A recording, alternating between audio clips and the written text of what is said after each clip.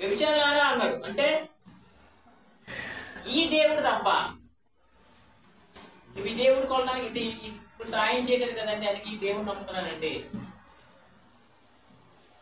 కానీ నేను పుట్టుకతో ఉన్న నా ఆచారాలన్నీ కూడా నా మధ్యలో పెట్టుకొని నేను ఎప్పుడైతే చిన్నప్పటి నుండి నా తల్లిదండ్రులు కానీ ఎవరికైనా నాకు ఇదొక దేవుడు, ఇలా పూజించు, ఇలా చెయ్యు, లేదా ఈ ఆచారాలు పాటించు, ఇలా చెయ్యని ఏవైతే ఉన్నాయో వాటన్నింటినీ ఎవరైతే ఉన్నారో వాటన్నింటినీ ఎవరైతే అనుసరిస్తున్నారో ఒకవేళ ఈ దేవుళ్ళకి వచ్చి కూడా ఈ దేవుళ్ళని మొదలు పెట్టుకున్నదా ఈ దేవుడితో సహవాసం చేస్తూ కూడా మనం ఈ లోకంలో ఏవైతే ఆచారాలు ఉన్నాయో ఈ లోకంలో ఏవైతే అనుసరిస్తున్న వారు ఉన్నారో వాళ్ళందరినీ కూడా దేవుడు బైబిల్లో చాలా సరిగా పిలిచారు. అంటే ఒక భార్యాభర్తల మధ్య ఎంత పవిత్రత ఉందో అలాంటి పవిత్రతని దేవుడితో కొనసాగించారు. అంటే నువ్వు ఇటు నమ్మేసి అటు నమ్మేసి వాళ్ళు ఏమంటారు, నువ్వు భర్తతో ఉండి కూడా భార్యతో ఉండి కూడా వేరే తెలిసిపోతే వేరే వాళ్ళు తెలిపోతే వాళ్ళు ఏమంటారు. అదే దేవుడు పర్టికులర్గా చాలా సార్లు చెప్తున్నారు, ఎవరైతే ఇలాంటి మనస్తత్వం ఉన్నారో వాళ్ళు ఏం పిలుస్తారంటే విషయాలు. కాబట్టి దేవుడితో సహవాసం అనేది చాలా చాలా క్రిటికల్. ఎందుకంటే మనం మానవులు సహజంగా ఎక్కువగా మాట్లాడే వ్యక్తులు, ఈ మాటలు అనేకమైన దొరుకుతూ ఉంటాయి. అంటే అబద్ధము దొరుకుతుంది, మోసపూరితమైన ఆలోచనలు దొరుకుతుంటాయి. ఇవన్నీ కూడా మనం ఏం చేయాలంటే దేవుడితో సహవాసాన్ని పెంచుకోవడం ద్వారా వీటిని మనము దూరపరచడానికి అవకాశం ఉంటుంది. కాబట్టి లోకంలో ఉన్న ఈ స్నేహాన్ని అంటే విడిచిపెట్టాలన్నమాట. అంటే ఎలా ఉంటాయి మనకి దేవుడి లోకంలో ఉన్న స్నేహము విడిచిపెట్టాలంటే మనం ఏం చేయాలంటే దేవుల్లో ప్రార్థన కలిగి ఉండాలి, ప్రార్థనా జీవితాన్ని మనము కలిగి ఉండాలన్నమాట. ఈ ప్రార్థనా జీవితం ద్వారా దేవుడితో మనము మాట్లాడడానికి అవకాశం ఉంటుంది అన్నమాట. మనం సాధారణంగా మాట్లాడే మాటలు ఎక్కువ ఉంటాయి, కానీ నువ్వు ప్రత్యేకంగా దేవుని యొక్క మాట్లాడేవనుకోండి ఈ మాటలు అనేవి దేవుడికి ఆ సమయాన్ని ఇచ్చామనుకోండి ఈ లోప సమయం అనేది ద్వారపడుతుంది. దేవుడితో మనం మాట్లాడడం ద్వారా ఈ యొక్క మనుషులతో మాట్లాడే మాటలు తగ్గుతాయి. దేవుడితో ప్రార్థన సమయం ఇచ్చడం ద్వారా ఈ లోకంతో ఉన్న మనుషులతో ఉన్న సమయాన్ని మనము తగ్గుతుంది. అలాగే దేవుడికి మనము ప్రార్థనా సమయాన్ని ప్రార్థనా జీవితాన్ని మనము కలిగి ఉంటామన్నమాట. ఏవైతే కుటుంబాలు ఉన్నాయో ఏవైతే అంటే ఒంటరిగా ప్రార్థన చేసుకోవచ్చు, అలాగే కుటుంబంలో కుటుంబ ప్రార్థన కూడా మనము ఉదయం లేకపోయినా దేవుడికి మొట్టమొదటి వేసినట్టు ప్రార్థన చేసుకొని రాత్రి అంతా కాచి కాపాడు ఎటువంటి ఇబ్బంది లేకుండా చక్కటి నిద్రలో చేసే దేవునికి తెలుస్తూ ఈ రోజంతా కూడా కాపాడుతానికి మనం దేవుడికి ప్రార్థన చేసామనుకోండి దేవుడికి చక్కగా యొక్క సహవాసాన్ని అదే కుటుంబంగా కూడి ఉదయం లేచి ఒక కీర్తన ద్వారా దేవుడికి కుటుంబాన్ని రక్షించావు తండ్రి, బాగా కాపాడవు, ఈరోజు మీకు ఆపదలు దయచేయండి. ఎందుకు ప్రార్థన చేయాలి? అనేక మంది నిద్రలో చనిపోతున్నారు, అనేక మంది రాత్రి పడుకుంటున్నారు, నిద్రలో చనిపోయిన చాలా మందిని చూసాం. సింగిల్ కాదు, ఒంటరిగా కాదు, కుటుంబాలు కూడా నిద్రలో చనిపోయారు చాలా మంది చూసాం. అనేక ప్రమాదాల ద్వారా నిద్రలో అలాగా ఆ భూకంపాల ద్వారా ఆ అగ్ని ప్రమాదాల ద్వారా కుటుంబాలు కూడా చనిపోవడం మనం చూస్తున్నాం. న్యూస్లో మన వీధుల్లో చాలా. కానీ అటువంటి వాటిని మనం కాపాడాలి కాబట్టి దేవుడికి కృతజ్ఞతగా మనం ఉండాలి కదా.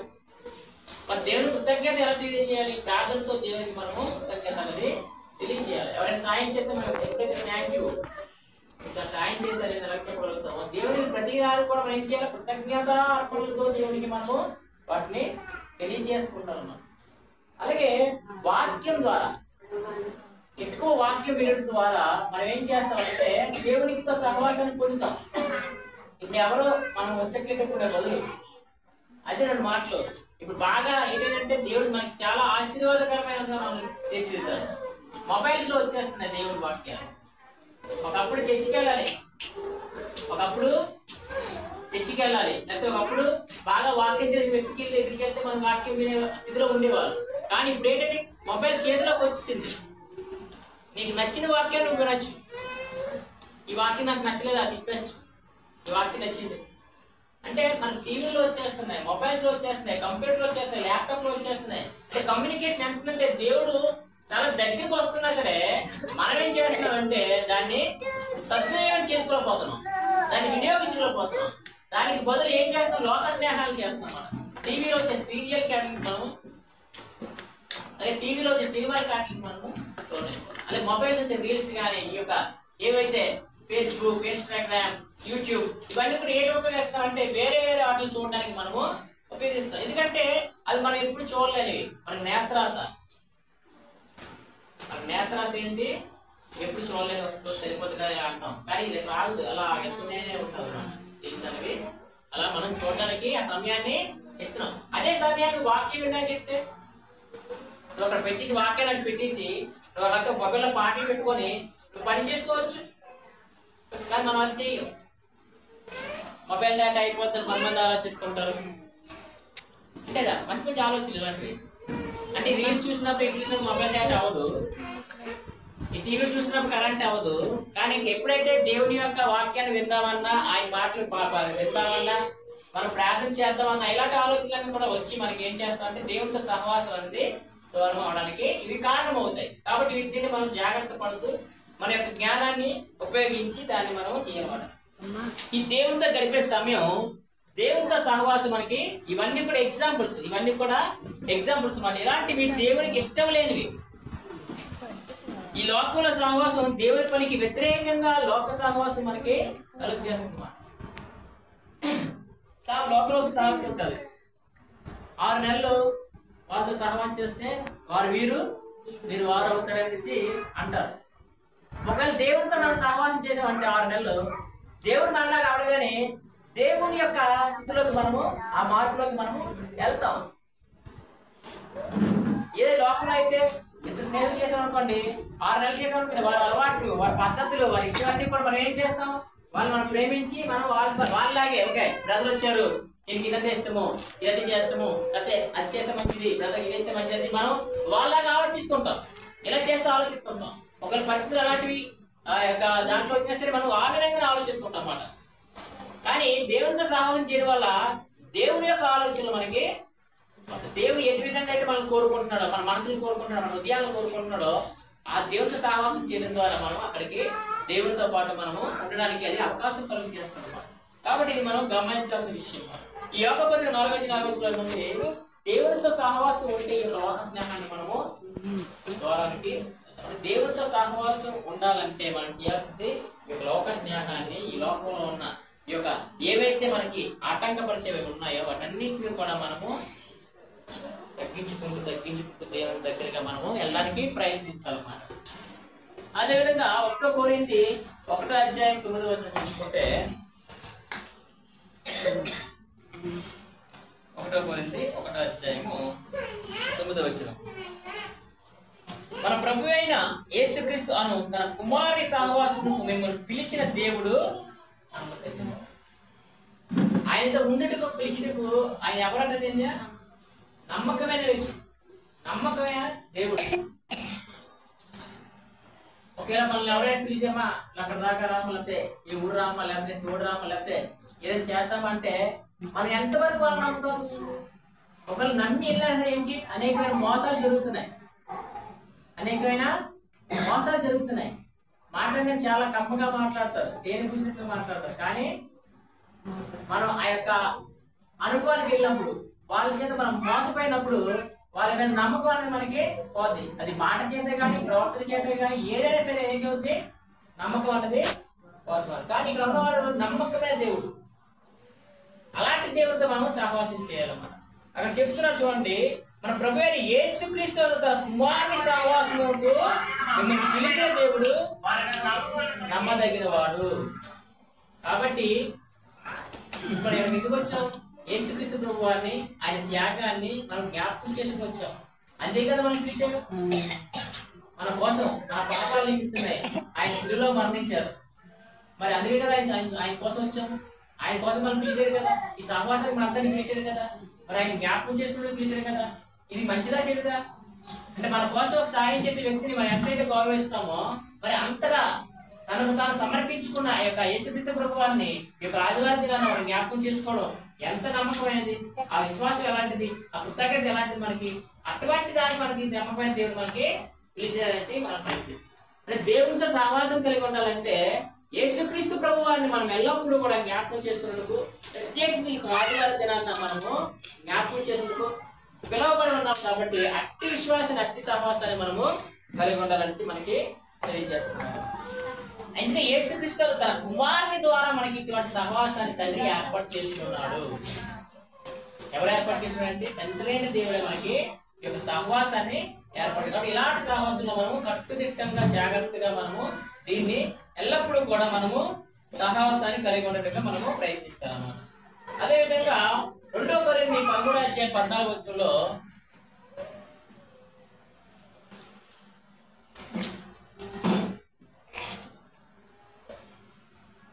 ప్రభువైన యేసుక్రీస్తు కృపయు దేవుని ప్రేమయు పరిశుద్ధాత్మ సహవాసం మీకు అందరికీ తోడై ఉంటుంది. అంటే ఎవరి సహవాసం తోడై ఉంటుందండి?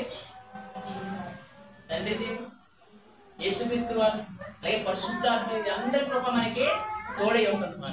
ఈ సహవాసంలో మనకి కాపుదల. చిన్న బిడ్డ ఉన్నాడు, ఎవరిదైతే సరిగాడు, ఎవరి దగ్గర వెళ్తాడు? తనకి ఎవరైతే నమ్మకంగా ఉన్నారో, తనకి ఎవరికైతే హాని చేయకుండా ఉంటారో, తనకి కాపుదల కలిగి చేస్తాడో, తను చక్కగా చూసుకుంటారో వాళ్ళ దగ్గరికి మాత్రమే వెళ్తారు. మరి అదే దేవుడు కూడా మనల్ని చిన్నపిల్ల వాళ్ళు చూస్తారు, వాళ్ళ కుమార్తె వాళ్ళు చూస్తారు. మరి అటువంటి నమ్మకమైన దేవుడు మనకి కాపుదల ఇస్తున్నారు కదా, ఆ సహవాసాన్ని మనం పిలుస్తున్నారు కదా. మనం దేని నమ్మి వెళ్ళాలి? మనం దేవుణ్ణి నమ్మి ఇంటికి మనం పిలువబడ్డామో ఆ దశలో నమ్మి ఆయన మన కోసం ప్రాణం పెట్టాడు యేసుక్రీస్తు ప్రభువు గారిని మనం నమ్మి విశ్వసించి పరిశుద్ధాత్మ సహవాసంలోకి మనము వచ్చామని మనం అదే చెప్తున్నారు అక్కడ. ప్రభువైన యేసుక్రీస్తు ప్రభువు దేవుని ప్రేమయు. దేవుని ప్రేమ ఎంత ఉందండి? దేవుని ప్రేమ ఈ సృష్టిని సృష్టించాడు. మనకి చక్కగా సృష్టించండి. లైట్ వేస్తే స్విచ్ వేస్తే మనకి లైట్ వెలుగుతుంది, కానీ ఉదయం లెగ్గానే మనకి సూర్యుడి ద్వారా వెలుగుని కలుగు చేస్తుంది. ఫ్యాన్ వేస్తే గాలి వస్తుంది, కానీ దేవుడు ఫ్రీగా గాలిని మనకి నీరు, వాతావరణం, వర్షం, ఈ భూమి నేల నుండి మనకి వచ్చే పంట, ఇవన్నీ కూడా ఉచితంగా ఏర్పాటు చేసుకోవాలి. ఎంత ఏర్పాటు చేసి ఎంత చేసినా సరే మనుషులు దేవునికి వ్యతిరేకంగా తిరుగుతున్నారు, పాపంలో వెళ్ళిపోతున్నారు. వీళ్ళకి ఎలా చేతి పాపాలను ఎలా రక్షించాలనేసి ఆలోచించి ఆయన సంకల్పంలో యేసుక్రీస్తు ప్రభువుని భూమి మీద పంపించి ఉచితముగా ఆయన కేవలం ఆయన ఇచ్చామండి. ఇవన్నీ ఉచితంగా కలుగు చేశాడు, అన్ని ఉచితంగా ఇచ్చాడు. కానీ మళ్ళీ కూడా ఈ పాపాలను, మనుషుల పాపాలను పోగొట్టాలంటే యేసుక్రీస్తు ప్రభువుని భూమి మీద పంపించి ఆయన తనగా సమర్పించుకున్నాడు, తన కుమారుని సమర్పించుకున్నాడు. యేసుక్రీస్తు ప్రభువారు తనకు తనగా సమర్పించుకున్నాడు. దేనికోసం? ఆయనతో సహవాసంలో వెళ్ళడానికి. పాపము లేనివాడు, పరిశుద్ధుడు, నిష్కల్మషుడు ఆయన దేవుడితో మనం సహవాసం కలగొట్టాలంటే మనం ఏం చేయాలా? పరిశుద్ధంగా ఉండాలి. మనము పరిశుద్ధంగా ఉండాలి. పరిశుద్ధంగా ఉండబడికే మనం పెంచుకున్నాడు సహవాసానికి. పరిశుద్ధులుగా ఉండుటికే మనం పిలిచేది సహవాసానికి. సహవాసం ఎందుకు పిలిచేది? పరిశుద్ధులుగా ఉండుటికే. ఎందుకంటే ఆయన పరిశుద్ధుడు. కాబట్టి ఈ సహవాసాన్ని మనము నమ్మకంతో, విశ్వాసంతో మనము, అందుకే మనం బాప్తిసం తీసుకున్న తర్వాత పరిశుద్ధాత్మ ద్వారా మనము ఏం చదువుతాం? ఈ సహవాసంలో మనము నడుచుకుంటాం. ఈ హృదయాల్లో మనకి ఎల్లప్పుడూ కూడా వాక్యం పనిచేస్తున్నాము. పరిస్థితి చెప్తాడు, ఒకవేళ అబద్ధం ఆడాల్సిన అవసరం వచ్చినాము, అబద్ధం ఆడకూడదు కదా, నువ్వు క్రైస్తవుడు కదా, నువ్వు దేవుడు పెట్టావు కదా, అబద్ధం ఆడే దేవుడికి ఇష్టం లేదు కదా, అబద్ధం ఆడడం నువ్వు దేవుడి యొక్క సహవాసాన్ని విడిపోతాయేమని మనకి ఎవరు చెప్తున్నారు, కనిపిస్తున్నారు? ఈ అబద్ధాన్ని ఎగ్జాంపుల్ చెప్తాను. ప్రతిదీ కూడా దేవుని దగ్గర ఉండి ప్రతిదీ కూడా మనకి పరిశుద్ధాత్ముడు ఎప్పుడైతే మనం బాప్తిసం తీసుకున్న పరిశుద్ధాత్మ మనము కొంచెం ఆయన మనల్ని నడిపిస్తుంటారు. మన ఆ యొక్క హృదయాల్లో మనం ఆయన యొక్క మాటలు వింటే మనకి ఆ సహవాసానికి ముందుకి అవకాశం ఉంటుంది. కాబట్టి మనం దీన్ని ప్రత్యేకంగా అది అపోజిట్గా ఉండాలని చెప్పి 18వ వచనంలో ఉంటుంది.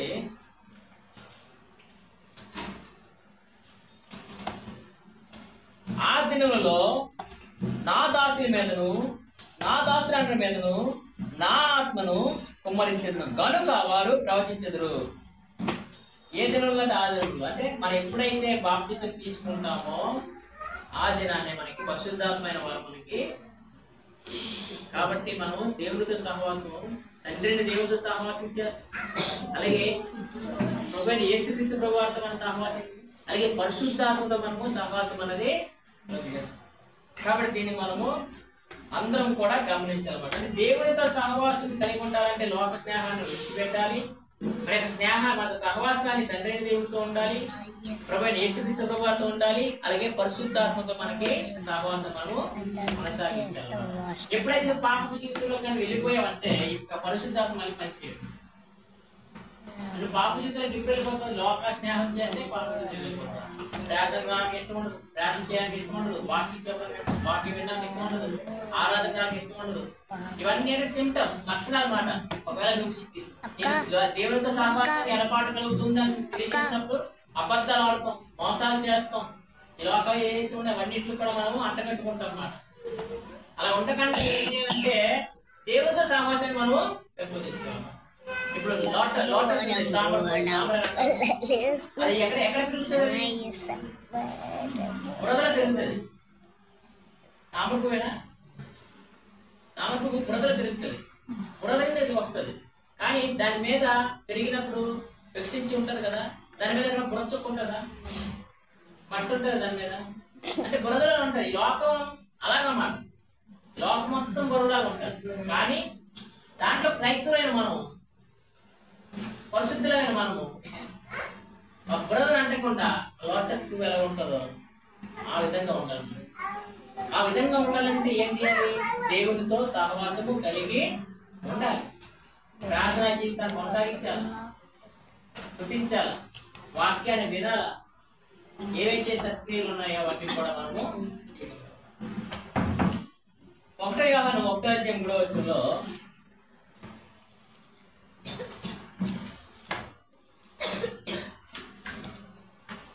యోహాను రాసిన పత్రిక, మొదటి పత్రిక 1:3 ఉంటది. మాతో కూడా సహవాసము కలుగునట్లు మేము చూచిన దానిని వినిన దానిని మీకు తెలియజేస్తున్నాము. మన సహవాసం అయితే తండ్రితో కూడాను ఆయన కుమారుడైన యేసుక్రీస్తుతో కూడాను ఉన్నది. ఏం చెప్తారండి? మాతో కూడా మీకు సహవాసం కలిగి ఉండాలంటే మనం సహవాసంలోకి వచ్చాం, సహవాసంలో దేవునితో సహవాసంలో ఉంటున్నాం. మరి దేవునితో సహవాసం లేని వాళ్ళు ఉన్నారు కదా, దేవునికి దూరంగా ఉన్నవారు కదా, ఒకళ్ళు వచ్చి కూడా వెళ్ళిపోయిన వాళ్ళు ఉన్నారు కదా.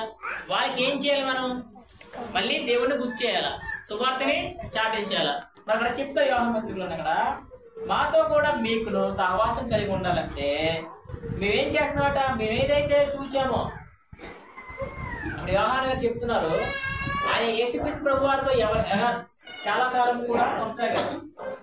ఆయన చూశారు దగ్గర నుండి, ఆయన సహవాసాన్ని ఆయన అనుభవించారు. దాన్ని ఆయన చెప్తున్నాడు, మనం ఏం చేయాలంటే ఏదైతే ఈ యొక్క సంఘ సహవాసం ఉందో, ఏదైతే దేవునితో సహవాసం ఉందో మనం కూడా ఎవరు తెలియజేయాలట? ఎవరికి తెలియదో వారికి, ఎవరైతే వెనక్కి వెళ్ళారో వాళ్ళకి మనము తెలియజేస్తూనే ఉండాలి. మనం ఏదైతే చూస్తున్నామో, మనం ఏదైతే వాక్యాన్ని పెట్టున్నామో, దేవుని సత్యాన్ని మనం తెలుసుకున్నామో, ఆ సత్యాన్ని, ఆ వాక్యాన్ని మనము ఇతరుల యొక్క ప్రేమగా మనము చూపించగలగాలన్నమాట. మేము చూసిన దాన్ని, వినే దాన్ని మీకు తెలియజేస్తున్నాము. ఎందుకని? దేవునితో సహవాసంలోకి మీరు కూడా, దేవునితో సహవాసం పొందుతున్నాము, మీరు కూడా దానికి. మరి ఆ సహవాసం ఎవరైతే ఉంటుందంట? తండ్రి. ఇప్పుడు మనం చెప్పుకున్నాం, తండ్రితో కూడాను ఆయన కుమారుడు అని యేసుక్రీస్తు కూడా, అలాగే పరిశుద్ధాత్మతో కూడా మనకి ఆ సహవాసం అనేది. మరి ఈ సహవాసాన్ని కొనసాగించాలంటే మనం ఏం చేయాలంటే అపోస్తలుల బోధ ఎంత మనము ఉండాలి. ఏదైతే సత్యం ఉందో, ఏది సత్యవాక్యం ఉందో దాంట్లోనే ఉండాలి. ఎక్కడ పడితే వెళ్ళిపోకూడదు, ఎక్కడ పడితే అక్కడికి వెళ్ళిపోకూడదు.